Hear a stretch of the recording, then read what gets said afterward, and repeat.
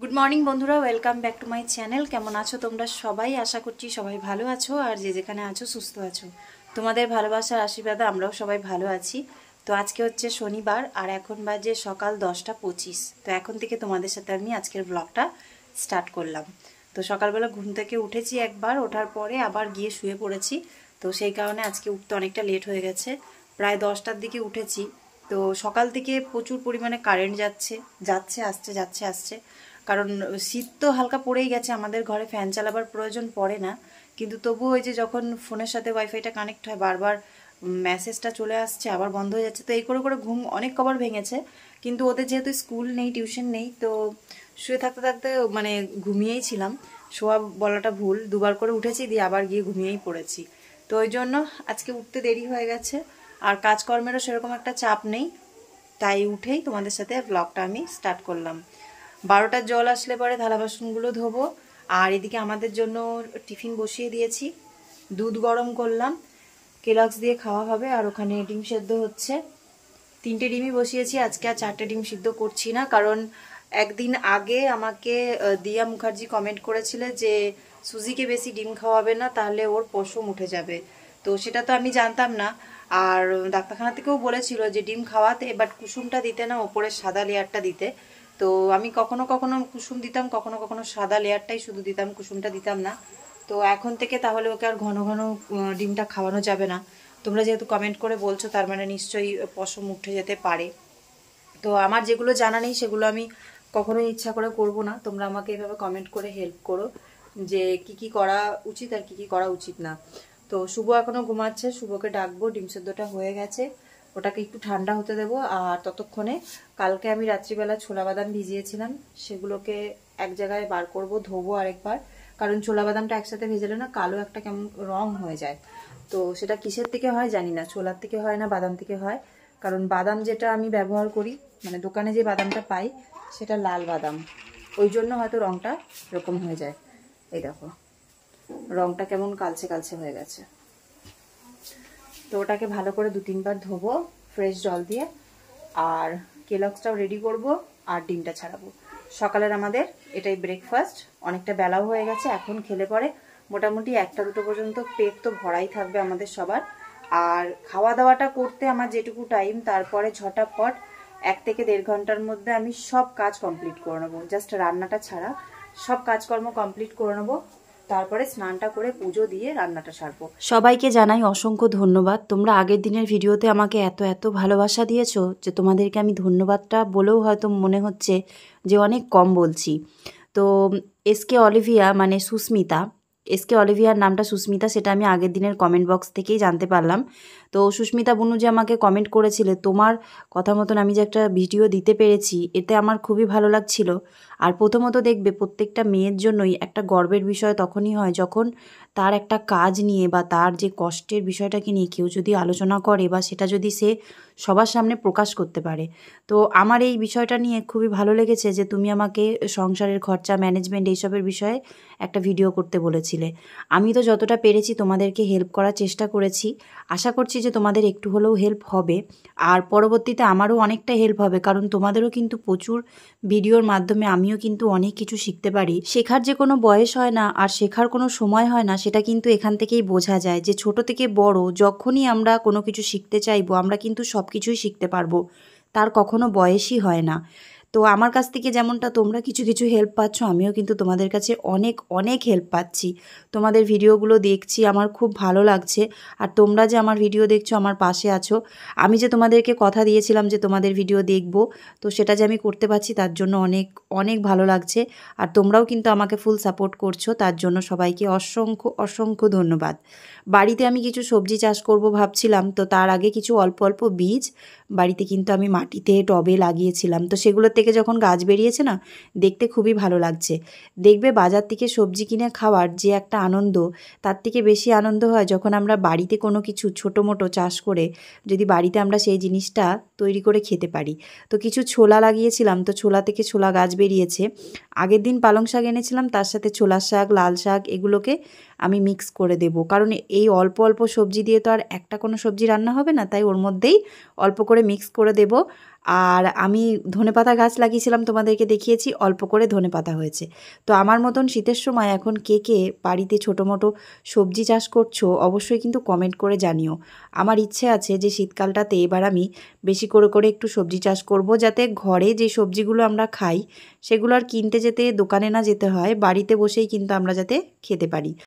এখনকার সময় জিনিসের এত দাম, যদি আমরা বাইরের থেকে কন্টিনিউ জিনিসপত্র খাওয়া অভ্যাস করি তাহলে কিন্তু আমাদের খরচা দিন দিন বেড়ে যায়, কখনোই কমে না। কিন্তু যাদের হয়তো একটু জায়গার সুবিধা আছে, মাটি আছে বাড়িতে, তারা কিন্তু অনেকেই দেখি যে একটু হলেও সবজি চাষ করে, যাতে দু একটা সবজি অন্ততপক্ষে তারা বাড়ির থেকেই খেতে পারে আর কিনতে না হয়।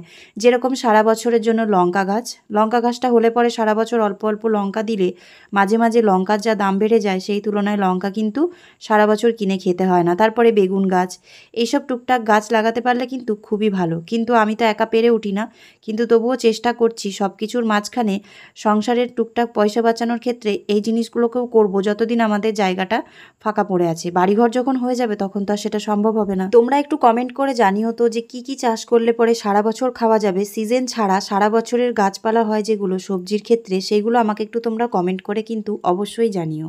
আজকে দুপুরে আমাদের খাবারের জন্য কি কি রান্না করেছি তোমাদেরকে একবার দেখিয়ে দিই। তো আগের দিন পালং শাক নিয়ে এসেছিলাম, মূলো, বেগুন, আর বাড়িতে যে ছোলার শাকগুলো তোমাদেরকে দেখালাম তুলে, তার সাথে লাল শাক, ওইগুলো সব মিক্স করে পালং শাকটা রান্না করেছি। বেগুন ভাজা করেছি, আর এখানে হচ্ছে আলু ফুলকপির রসা। আর এখন যেহেতু শীত পড়েছে, তো মূলো দিয়ে ডাল খেতে কে কে ভালোবাসো কমেন্ট করো।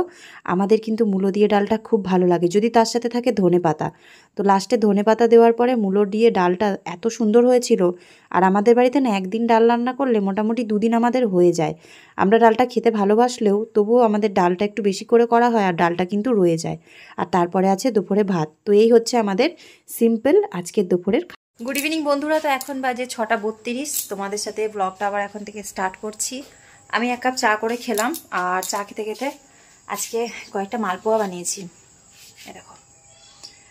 তো মালপোয়া করতে করতে ভিডিওগুলো দেখছিলাম তোমাদের অনেকেরই, যেগুলো সারাদিনে দেখা হয়নি। তো একদিকে কাজও হয়ে গেল, একদিকে তোমাদের ভিডিওগুলোও দেখা হয়ে গেল, কারণ কথা যখন দিয়েছি কথা তো রাখতেই হবে।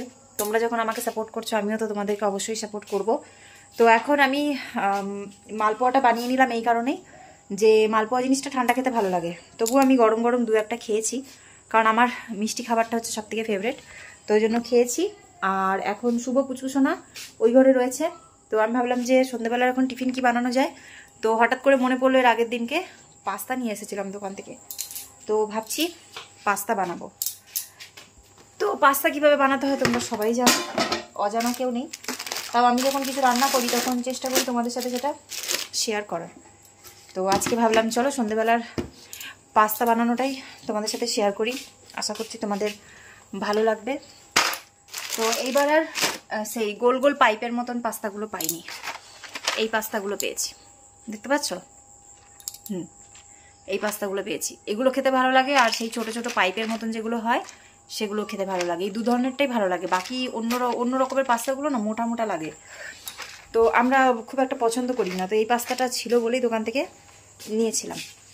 আর একটা আছে মোটা, একদম সেই কি বলবো তোমাদেরকে, অনেকটা মোটা হয় আর শক্তও হয় খুব, সেদ্ধ করতে চাইলেও ওটা খুব সহজে সেদ্ধ হতে চায় না। আর এগুলোকে সামান্য একটুখানি গরম জলের মধ্যে ফুটিয়ে নিলেই হয়ে যাবে। তো চলো বেশি বকবক করবো না, সন্ধ্যেবেলা টিফিন বানাবো, বানাতেও অনেকটা টাইম লাগবে। আর এখন তো যেহেতু শীতকাল, বুঝতেই পারছো যে সন্ধ্যেবেলা মোটামুটি ভালোই খিদে পেয়ে যায়, যতই আমরা বেলা করে খাবার খাই না কেন। কিন্তু তারপর আবার রাতের খাবারটাও ঠিক টাইম মতন 10টা থেকে 11টার মধ্যে কিন্তু খাওয়া হয়েই যায়। তো এই মালপোয়াটা বানাবার রিজন হচ্ছে একটাই, যে হালকা ফুলকা যখনই কারোর খিদে পাবে, যেরকম পুচকুসোনা আমার বা শুভর, তো তখন দু একটা নিয়ে নিয়ে খেতে পারবে, এটাই হচ্ছে কারণ বানিয়ে রাখার। আর শীতকালে পিঠে পায়েসের মতন এই ধরনের জিনিসগুলো তো সবার খুব ভালোই লাগে। তো প্রথম এই বছরের ঠান্ডা শুরুতেই মালপোয়াটা বানিয়ে নিয়েছি, আর আস্তে আস্তে তো কিছু না কিছু বানাতে থাকবোই।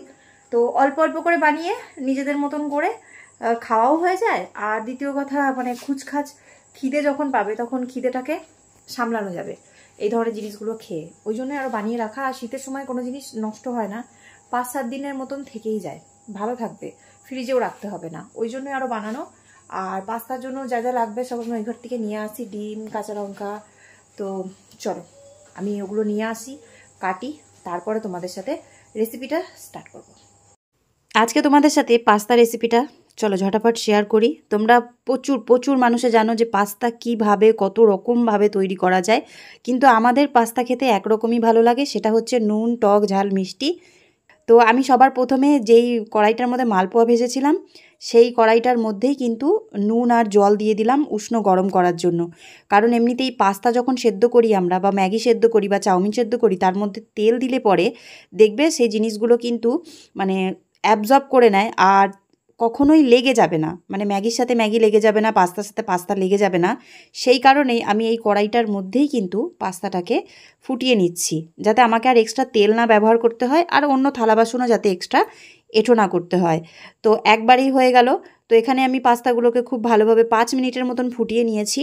কিছু কিছু পাস্তা আছে 2 থেকে 3 মিনিটের মতন ফুটালেও কিন্তু নরম হয়ে যায়, সেগুলো খেয়াল করতে হবে।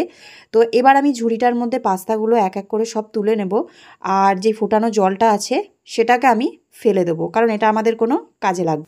এরপরে আমি কড়াইটাকে খুব ভালোভাবে ধুয়ে নিয়েছি। ধুয়ে নেওয়ার পরে অল্প করে সর্ষের তেল দিলাম। কিছু কিছু সর্ষের তেল আছে যেই তেলগুলো যখন নর্মাল আমরা বোতলে ঢালি তখন কিন্তু সেটা গাঢ় থাকলেও যখন গরম কড়াইয়ের মধ্যে তেল দেওয়া হয় তখন কিন্তু তেলের পরিমাণটা একটু হলেও বেড়ে যায়। তো এই তেলটা কিন্তু ফরচুনের তেল, আমি যেটা ব্যবহার করি তোমাদেরকে বেশ কয়েকবার দেখিয়েছি। তো সেই তেলটা কিন্তু ঠিক এই রকম, যখন আমরা বোতলে ঢালি তখন কিন্তু গাঢ় থাকে, আর যখন কড়াইয়ের মধ্যে তেলটা গরম হয় তখন সামান্য একটু কিন্তু তেলটা বেড়ে যায়, কারণ সেটা লিকুইড ফর্মে পরে পাতলা হয়ে যায়। তো তেলটাকে আমি ভালো করে নাড়িয়ে চাড়িয়ে নিয়েছি, তেলটা বেশ গরম হয়ে গেছে। তারপর আমি এখানে কুচি করা কিছু রসুন দিয়ে দিচ্ছি। পাস্তার মধ্যে যদি কখনো তোমরা রসুন কুচি করে ভেজে দাও তাহলে দেখবে ফ্লেভারটা আরও বেশি ভালো লাগে। তো ওই জন্য আমি শুরুতে রসুনটাকে দিয়ে তেলের মধ্যে হালকা একটু ব্রাউন করে নিয়েছি। আর এখানে আমি বড় সাইজের 2টো পেঁয়াজ দিয়েছি কুচি করে। এইবার পেঁয়াজটাকে ভালোভাবে ভেজে নিয়ে তারপরে বাকি জিনিসগুলো এক এক করে দিতে থাকবো। পেঁয়াজটাকে ব্রাউন করে একটু ভেজে নেওয়ার পরে তার মধ্যে আমি দিয়ে দিলাম কুচি করা কাঁচা লঙ্কা। আমাদের বাড়িতে যেহেতু কাঁচা লঙ্কাটাই আমরা বেশি খাই, শুকনো লঙ্কাটাকে অনেকটাই আমরা চেষ্টা করি অ্যাভয়েড করার, শুধু কালারের ক্ষেত্রে কাশ্মীরি লাল মির্চ ব্যবহার করি। তো ওই জন্য প্রত্যেকটা খাবারেই কিন্তু আমাদের কাঁচা লঙ্কা দেওয়া হয়।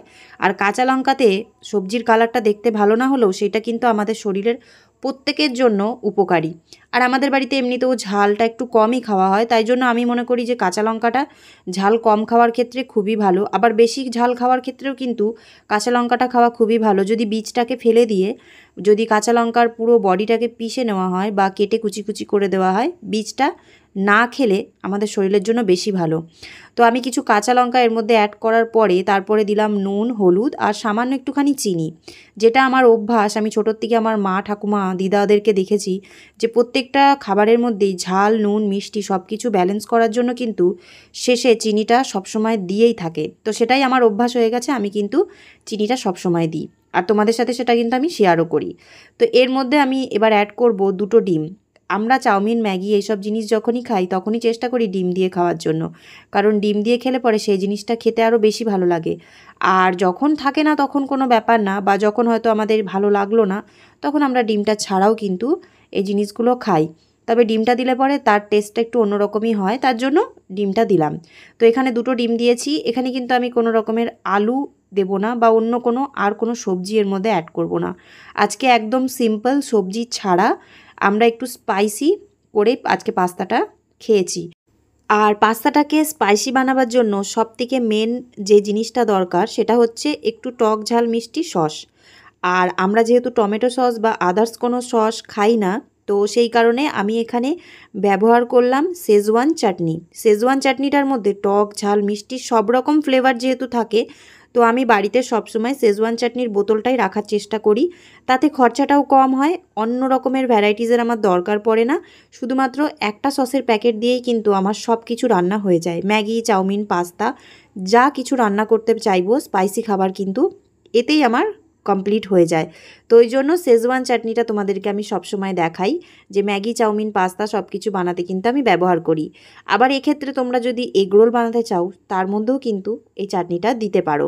তোমরা যারা এখনও ট্রাই করোনি তারা কিন্তু একবার হলেও ট্রাই করে দেখতে পারো যে শেজওয়ান চাটনিটা তোমাদের কেমন লাগে। আমাদের তো খুবই ভালো লাগে, আর ওই একটা জিনিসের কারণেই বাড়তি জিনিসের খরচাগুলো কিন্তু আমাদের মেনটেন হয়ে যায়, মানে হাজার রকমের সসের আমাদের দরকার পড়ে না। তো আজকের পাস্তাটার মধ্যে আমি এখানে একটা চিজ ব্যবহার করব। চিজটা দিলে পরে একটু নোনতা নোনতা লাগে আর খেতেও ভালো লাগে। চিজটা যেহেতু দুধ দিয়ে বানানো, অনেকে দুধের জিনিস পছন্দ নয়, তো তোমরা এখানে এই জিনিসটাকে স্কিপ করতে পারো। চিজটাকে আমি একটু ভালো করে মানে ঘষে দিয়েছি যাতে সব পাস্তাগুলোর সাথে এটা মিক্স হয়ে যায়, তাহলে খেতে অনেকটাই ভালো লাগবে। আর গরম গরম চিজ যখন মুখে পড়ে তখন একদম মুলায়ম সফট লাগে, তো সেই কারণেই একদম গরম গরম সঙ্গে সঙ্গে কড়াইয়ে দিয়ে দিচ্ছি। তো এরপরে হালকা করে নাড়িয়ে আমি পাস্তাটা এবার নামিয়ে নেব। তো আজকের ভিডিওটা আমি সন্ধ্যেবেলার টিফিন দিয়েই কিন্তু শেষ করে দিয়েছি, কারণ দুপুরবেলা যে সবজি রান্না করেছি আলু ফুলকপির তরকারি, তো সেটা তো রাতে আমাদের রুটি দিয়ে হয়ে যাবে। রাতে শুধুমাত্র কয়েকটা রুটি করলেই আমাদের আজকের দিনের খাওয়া দাওয়া বা রাতের খাওয়া দাওয়া কমপ্লিট। তো ওই জন্য ভিডিওটাকে আর বেশি বড় করিনি, আজকের ভিডিওটা এখানেই শেষ করলাম। কেমন লাগলো তোমাদের আজকের ভিডিওটা আর এই সন্ধ্যেবেলা পাস্তা রেসিপিটা কমেন্ট করে জানাতে কিন্তু কেউ ভুলো না। তো চলো, দেখা হচ্ছে নতুন ব্লগে, নতুন ভিডিওতে। সবাই ভালো থেকো, সুস্থ থেকো, সাবধানে থেকো, আর সবসময় নিজেদের খেয়াল রেখো। আর এই ভিডিওটা ভালো লাগলে কিন্তু কমেন্ট করে জানিও, তাতে তোমার পরিবারে যেতে আমার অনেকটাই হেল্প হবে। তো দেখা হচ্ছে কালকে। Take care, good night, by.